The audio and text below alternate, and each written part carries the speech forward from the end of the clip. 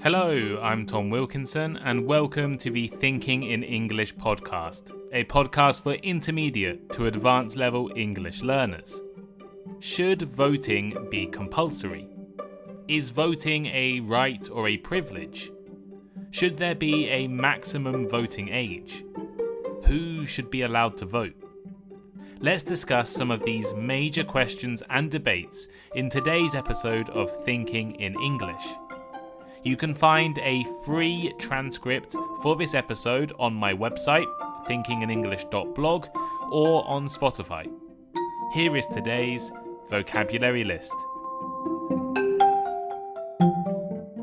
Ballot. Ballot. A process of voting in writing and typically in secret. For example, in the national election, every citizen over the age of 18 is given a ballot to cast their vote for their preferred candidate. Referendum.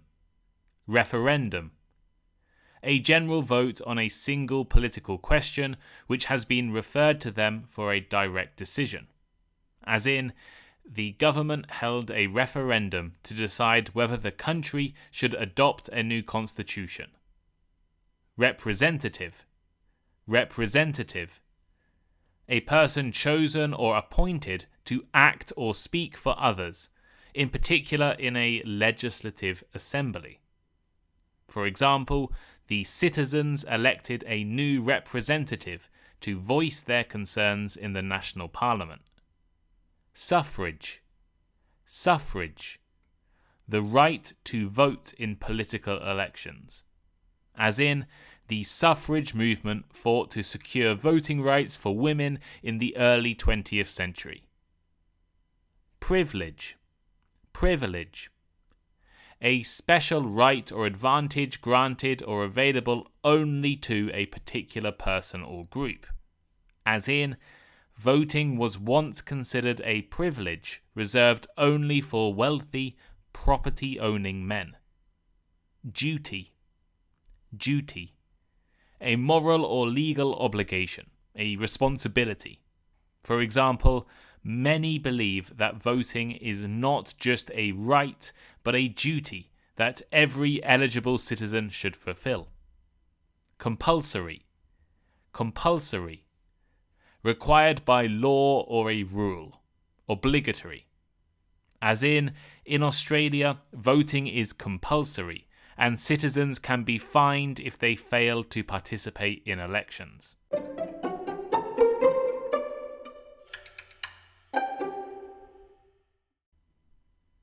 "2024 is a year of many elections. Billions of people around the world have already or will soon be voting for politicians, mayors, leaders, prime ministers, and presidents. All of these elections have made me think about the action of voting, whether voting is a right or a privilege, and some of the major debates ongoing today about voting. Voting is a method of making decisions or expressing choices and preferences. In group situations, when there are too many people to come to an easy agreement, voting is an efficient way of reaching a decision. In small groups, we can vote by raising our hands or voting with our voices. For bigger votes, like voting in national elections or referendums, we cast ballots. We vote on paper or using electronic devices to indicate our choices.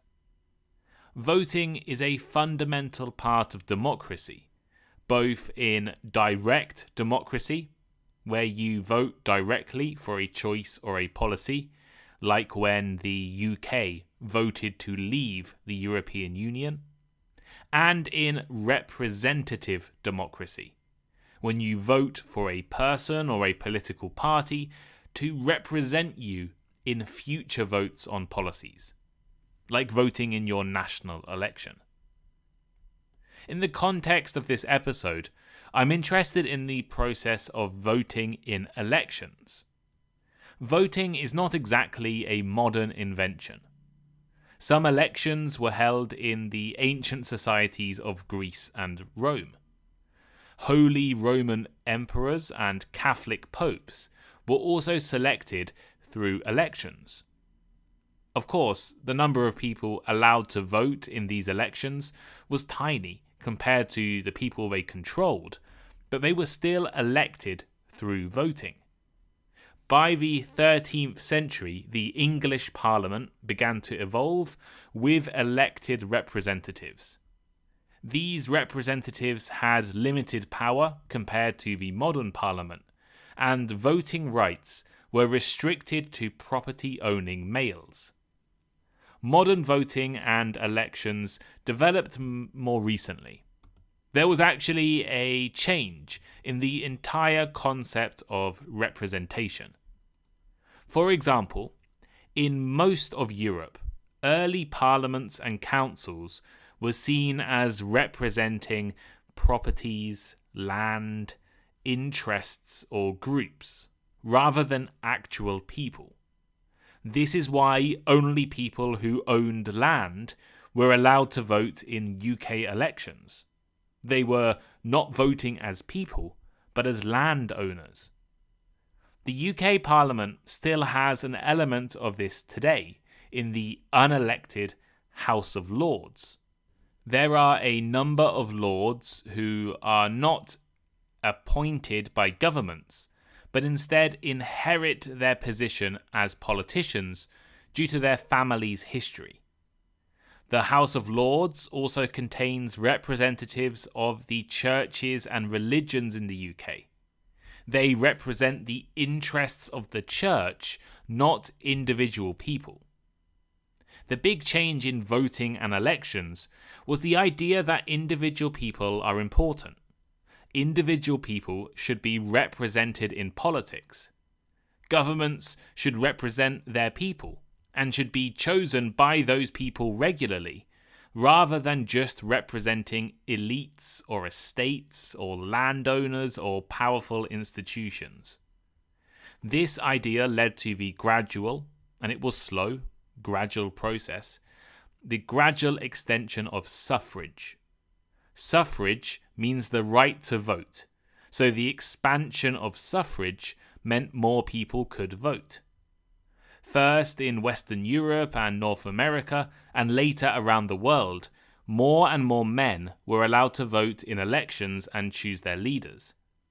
Universal adult male suffrage, meaning all adult men could vote, was established in most democracies by the 1920s.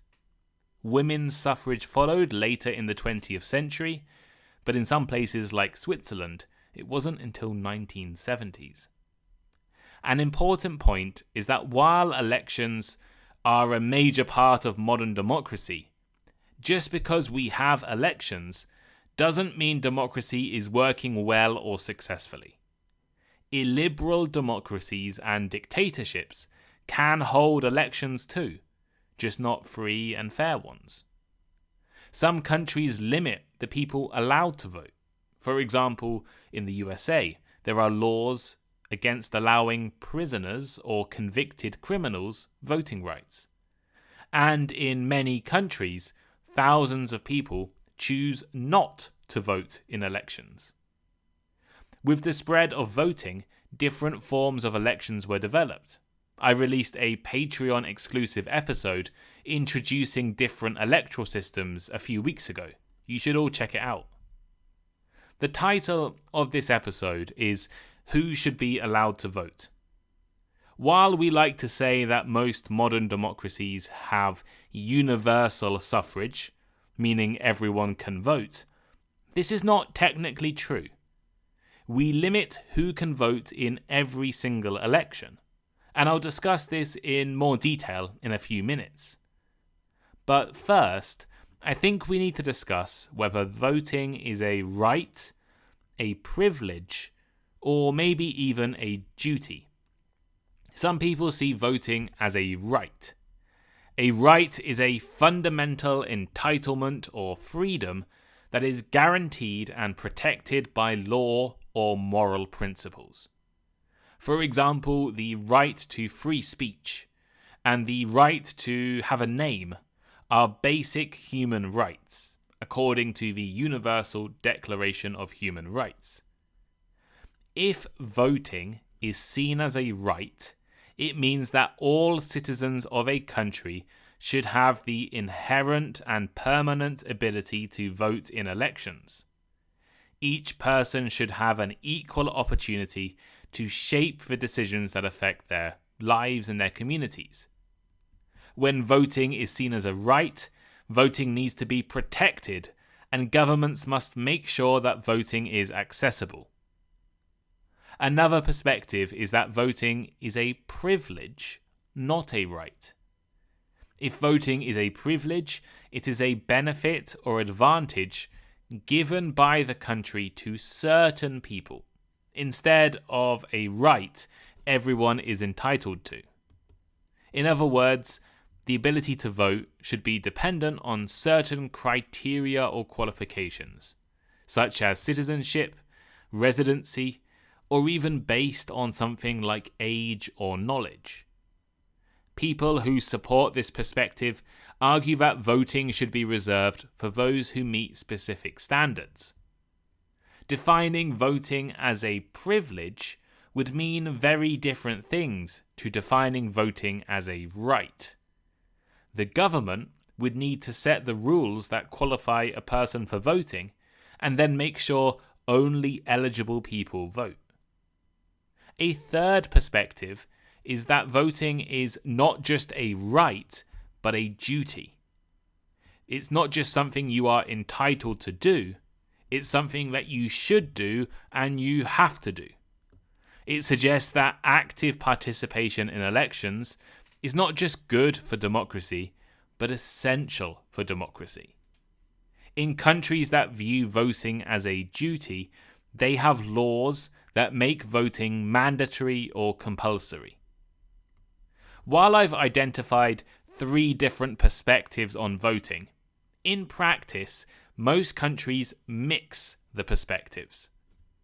Even in countries that see voting as a right or a duty, it's usually limited to people who are citizens, residents, or meet age criteria, suggesting that it's a privilege given to all adult citizens. As I mentioned earlier, voting is not necessarily or technically universal in most countries. People are excluded from voting, even in the most democratic elections. Sometimes this is accepted and even considered a good thing, like not allowing 5-year-olds to vote. And other times there is a debate. In fact, some people want there to be more restrictions and more limits on who can vote.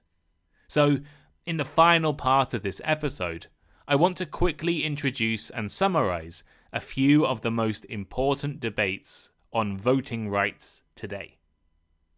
Should voting be compulsory? The first debate I want to look at is, should voting be compulsory? I mentioned this debate earlier in the episode. At the moment, around 23 countries have some form of compulsory or mandatory voting.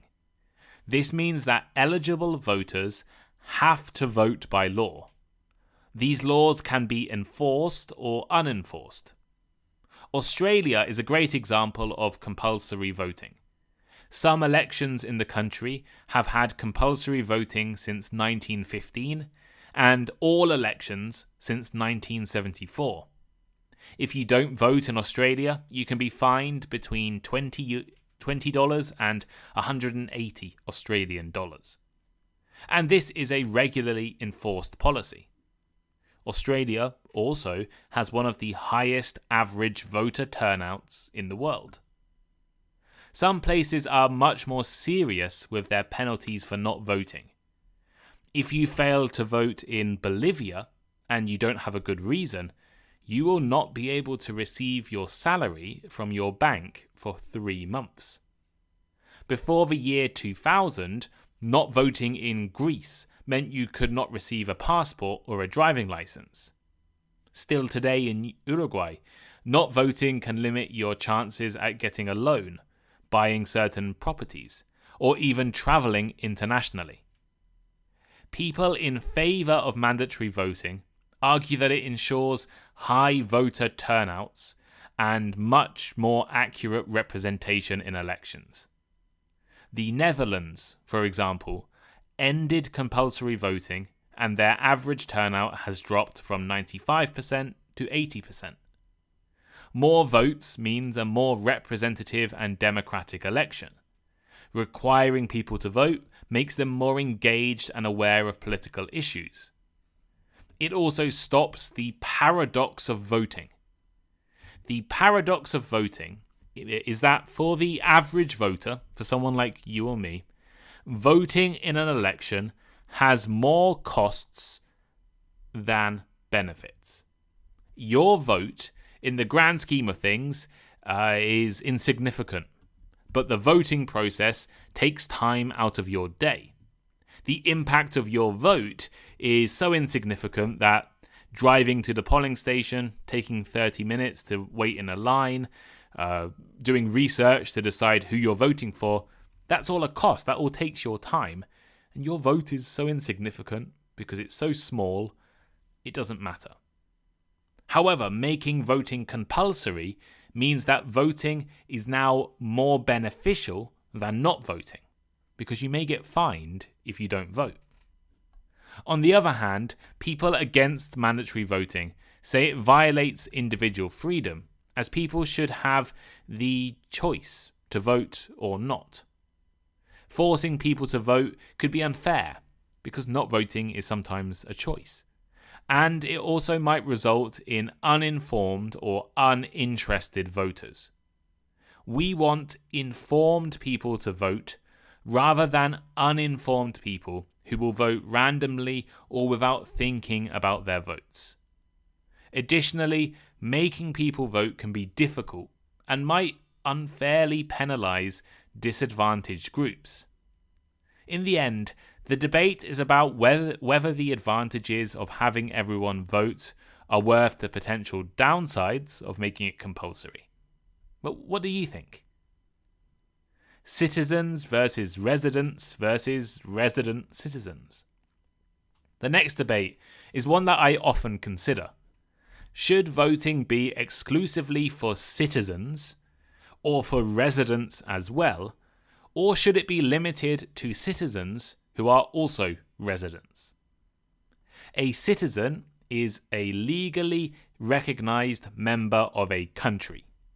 Citizenship is often acquired by birth within the country, descent from a citizen parent, or through a process of naturalisation.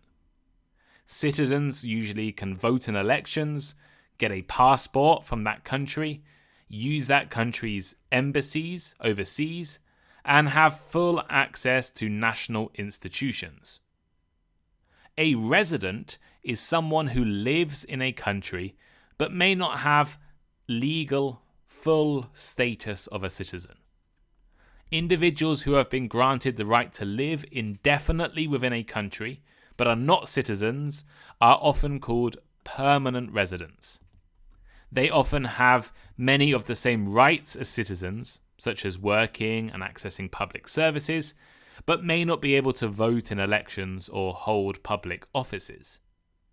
Individuals who live in a country for a specific period, often for work, study, or other purposes, under a visa, are considered temporary residents.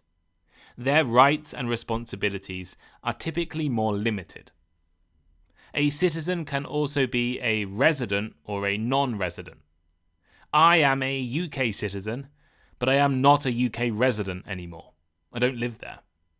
At the moment, I have a temporary visa status, although I can stay here indefinitely in Japan, which hopefully in the next year will become permanent. Out of these different groups, who should be allowed to vote in elections?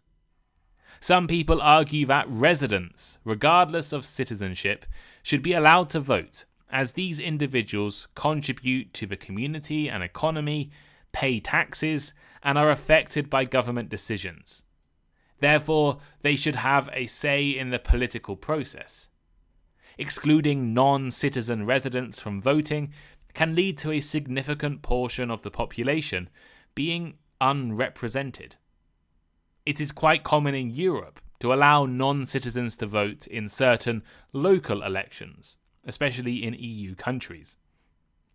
New Zealand goes further, allowing permanent residents who have lived in New Zealand continuously for 1 year to vote in their national elections.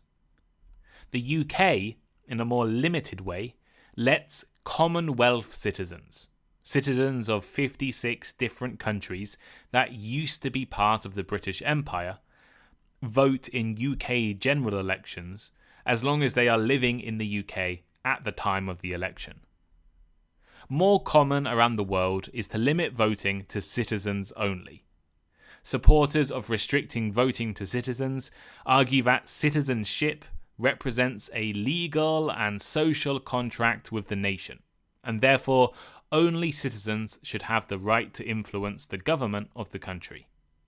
They believe that voting is a privilege tied to the rights and responsibilities of citizenship, which includes allegiance to your country and a commitment to your country's laws and values. Others argue that only citizens who actually live in the country permanently should be allowed to vote. People like me, who live overseas in a different country, are not always directly impacted by the policies of government. But what do you think? Should voting be open to residents or restricted to citizens? Lower voting age? Or maybe a maximum voting age? Finally, I want to briefly mention the debate around age and voting. In the recent UK election, one of the Labour Party's policies was reducing the voting age from 18 to 16. This is because 16-year-olds are allowed to leave education, get jobs, leave their homes and pay taxes. If they pay taxes, they should be allowed to vote, probably. I've recorded an entire episode on this topic in the past. I'll link it in the transcript. To end this episode, however, I want to talk about the opposite end of the age spectrum. Should there be a maximum voting age? We have a minimum voting age, so a maximum voting age would not be impossible to create. The argument here is that older people are able to impact the future of a country that they will not experience. Older voters tend to be much shorter-sighted in their voting preferences, and in most countries vote in larger numbers compared to younger voters. This argument appeared a lot after the Brexit referendum in the UK in 2016. As you all know, the UK left the EU after a national vote. Here is an example of a headline from Time magazine in 2016. The UK's old decided for the young in the Brexit vote. Only 19% of people under 24 voted for the UK to leave the EU, while 59% of people receiving old age pensions voted to leave. The old of the UK, the pensioners of the UK, made a long-term decision that will impact young people significantly more than it will impact older people. If we had a maximum voting age, this wouldn't happen. Maybe for long-term decisions, maximum voting ages are a good idea. But what do you think?